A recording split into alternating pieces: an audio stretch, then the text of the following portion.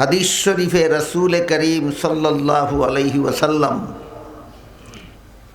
নিজের উম্মতকে জাহান্নাম থেকে বাঁচার সর্বমোট 4টা পথ দেখাইছেন। সাথে সাথে বলে দিছেন এরপরে আর 5 নম্বর কোনো পথ নাই জাহান্নাম থেকে বাঁচার। তাহলে রাসূল পরিষ্কার ভাবেই নিজের উম্মতকে জাহান্নাম থেকে বাঁচার কটা পথ দেখাইছেন? 4টা পথ। বলে দিছেন 5 নম্বর আর কোনো পথ নেই। এই 4 পথের প্রথম পথ হলো রাসূল বলেন কুন আলিমান, তুমি আলেম হও।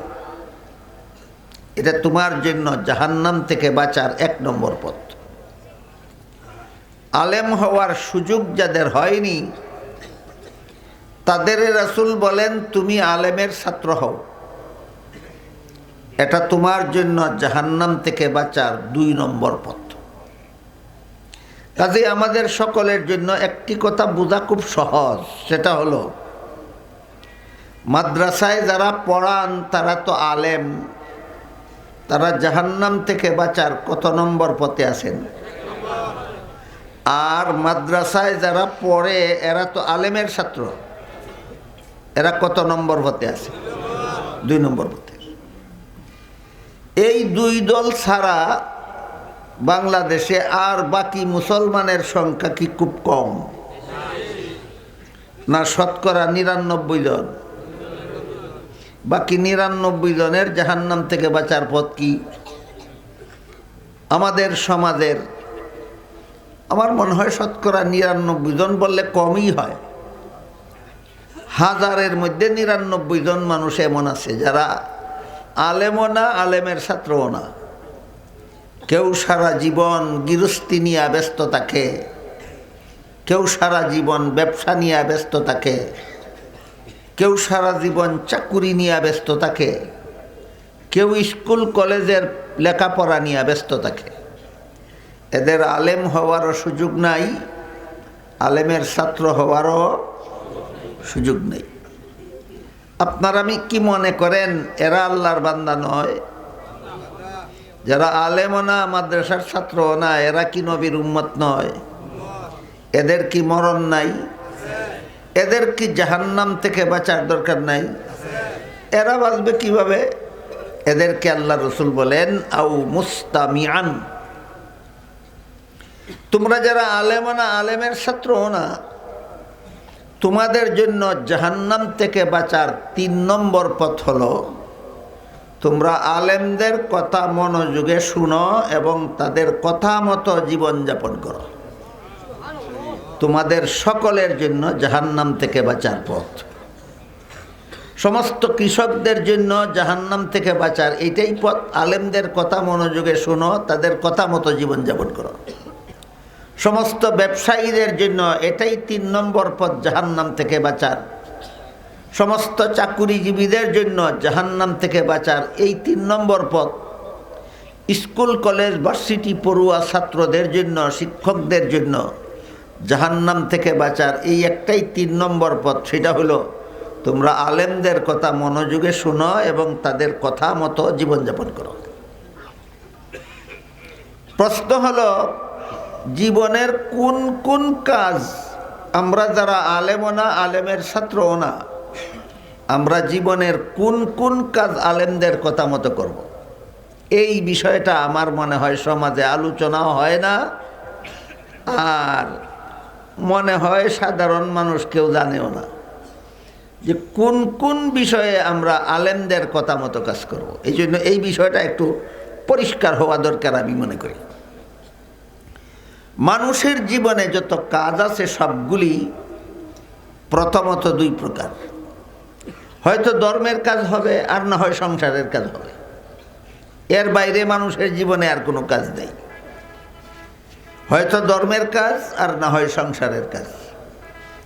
নামাজ পড়া, রোজা রাখা, ইবাদত বন্দেগী করা, কোরআন তেলাওয়াত করা, তাসবিহ পড়া, দোয়া করা, দুরূদ শরীফ পড়া, জিকির করা, এগুলি কি সংসারের কাজ না ধর্মের কাজ?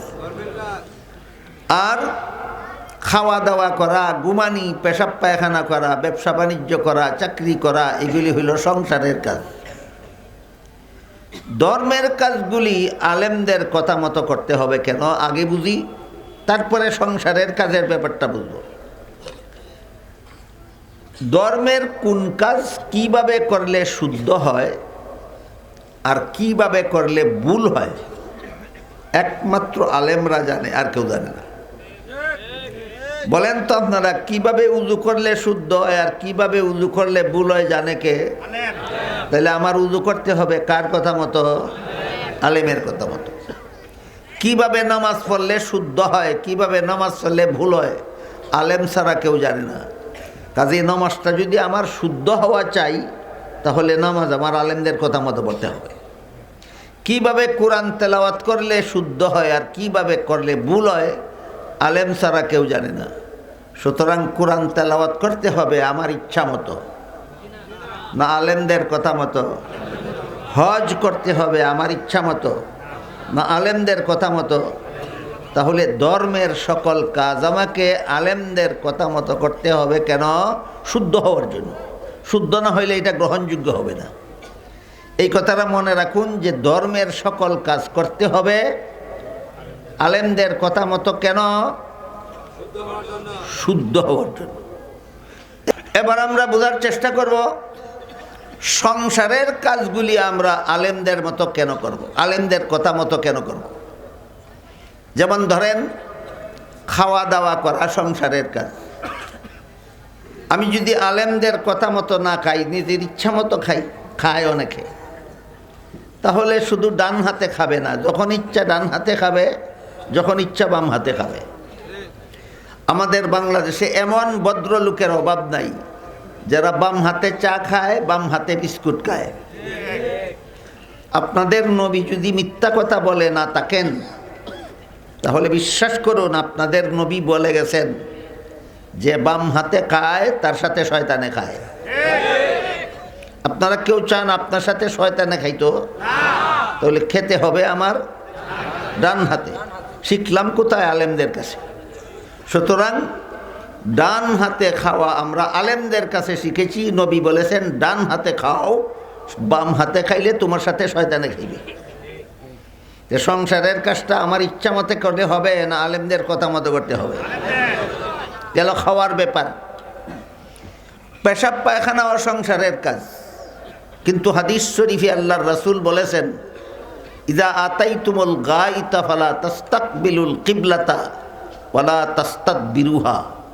হে আমার উম্মত মুসলমানেরা, তোমরা যখন পেশাব পায়খানা করতে যাও তখন কিবলাকে সামনে নিয়া অথবা কিবলাকে পিছন দিয়া পেশাব পায়খানা করবা না। কিবলা ডাইনে রেখে অথবা বাইরে রেখে পেশাব পায়খানা করবা। তাহলে আমার ইচ্ছা মতো পেশাব পায়খানা করব না আলেমদের কথা মতো করতে হবে? গেল পেশাব পায়খানার কথা, খাওয়ার কথা। এবার আসুন ঘুমের কথা। ঘুমানি সংসারের কাজ, কিন্তু আপনি যদি এশার নামাজ না পড়েই ঘুমিয়ে থাকেন, আবার ফজরের সময় ঘুম থেকে জাগেন না, ফজরের নামাজ না পড়েই ঘুমিয়ে থাকেন, আমার কথা বুঝে থাকলে বলেন তো বাংলাদেশে এমন মুসলমান আছে কি যারা এশার নামাজ না পড়েই ঘুমায়, ফজরের নামাজ না পড়েই ঘুমায়? এই ঘুম হালাল না হারাম? যে ঘুম ফরজ নামাজ পড়তে দেয় না, এই ঘুম হালাল নয়, হারাম। সুতরাং আমাকে ঘুমাতে হবে আলেমদের কথা মতো। কেন? আমার ঘুম যেন আমাকে জাহান্নামে নিয়ে না যায়।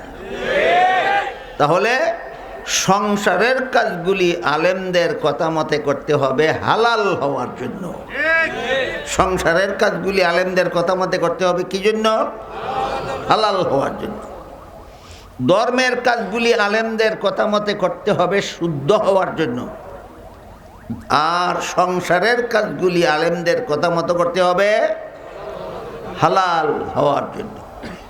কাজেই মুসলমানের জীবনে এমন কোনো কাজ নাই যেই কাজ সে ইচ্ছা মতো করলেই চলবে। ধর্মের কাজ হয়ে থাকলে আলেমদের কথা মতো করতে হবে শুদ্ধ হওয়ার জন্য। সংসারের কাজ হয়ে থাকলে আলেমদের কথা মতো করতে হবে হালাল হওয়ার জন্য। রাসূল বলেন আরেকজন আলেম জান্নাতে যাওয়ার সময় পিছন থেকে আরেক দল গুনাহগার মুসলমানের রেখা কইব, হুজুর আমিও আপনারে মহব্বত করতাম। প্রমাণ দিতে গিয়া কইব, নামাজের সময় আপনি উজুর পানির জোগাড় ছিল না, আমি পুকুর থেকে এক বদ্দা পানি উঠাইয়া দিছিলাম। আপনারাই বলেন, পুকুর থেকে এক বদ্দা পানি উঠাইয়া দিতে কলাক টেহা লাগে? এক টেহাও না। তা আলিমরে মহব্বত করতে টাকা পয়সা ধন সম্পদ লাগে না, হাদিসের দ্বারা পরিষ্কার হয়ে গেল। লাগে শুধু একটা অন্তর, যে অন্তরে বুঝবে যে নবী নাই দুনিয়াতে, আমাদেরকে জাহান্নাম থেকে বাঁচাবার জন্য নবীর পক্ষ থেকে এরাই কাজ করে। এটা বুঝার মতো একটা অন্তর লাগে। এইভাবে গুনাহগার মুসলমানেরা যে যে আলেমরে মহব্বত করতো তারা এইভাবে বলতে বলতে শেষ পর্যন্ত বলবে, কিন্তু আজকে আমার গুনার কারণে আল্লাহ আমারে হুকুম দিয়া দিছে জাহান্নামে যাইতাম। আল্লাহর রসুল বলেন, গুনাহগার মুসলমানদের মুখে এই কথা শুনিয়া আলেমরা যাচ্ছিলেন কোথায়? জান্নাতে। তারা ভাববেন আমার জান্নাতে আমি পরে যাই, শেষ চেষ্টা করে দেখি লোকটারে জাহান্নাম থেকে বাঁচাতে যায় কিনা। এই উদ্দেশ্যে আলেমগণ নিজেদের জান্নাতে যাওয়া বিরতি দিয়ে দাঁড়িয়ে যাবেন, দাঁড়িয়ে বলবেন, হে আল্লাহ, এই লোকটা ঠিকই কইছে, আমারে মহব্বত করতো এই জন্য আমারে এক গ্লাস পানি পান করাইছিল। ওই লোকটা ঠিকই কইছে, আমারে মহব্বত করতো এই জন্য আমাকে এক বদনা উজুর পানির ব্যবস্থা করে দিছিল। তখন আল্লাহ বলবেন, আলেমরা শোনো, এদের গুনার কারণে আমি হুকুম দিছি জাহান্নামে যাইতো, কিন্তু তোমরা যেহেতু সাক্ষী দিলা যে এরা তোমরা মহব্বত করতো, তোমাদের সাক্ষীর কারণে আমি এদেরকে মাফ করে দিলাম। হে আলেমরা, তোমরাও জান্নাতে যাও, এই সমস্ত গুনাহগার মুসলমানদেরকে সাথে নিয়ে যাও। হাদিস বুঝা থাকলে বলেন, এরা কত নম্বর পথে জান্নাতে গেল? 4 নম্বর। তাই রাসূল বলেন, হয়তো আলেম হও, এটা তোমার জন্য জাহান্নাম থেকে বাঁচার 1 নম্বর পথ, না হয় আলেমের ছাত্র হও, এটা তোমার জন্য জাহান্নাম থেকে বাঁচার 2 নম্বর পথ, আর না হয় আলেমের কথা মতো জীবনযাপন করো, যে তোমার জন্য জাহান্নাম থেকে বাঁচার 3 নম্বর পথ। এই সুযোগও যদি না পাও, আলেমকে মহব্বত করো, ওই এক গ্লাস পানি পানকারীর মতো তুমি তোমার আল্লাহ আলেমদের সুপারিশে মাফ করে জান্নাতে দিয়া দিবে।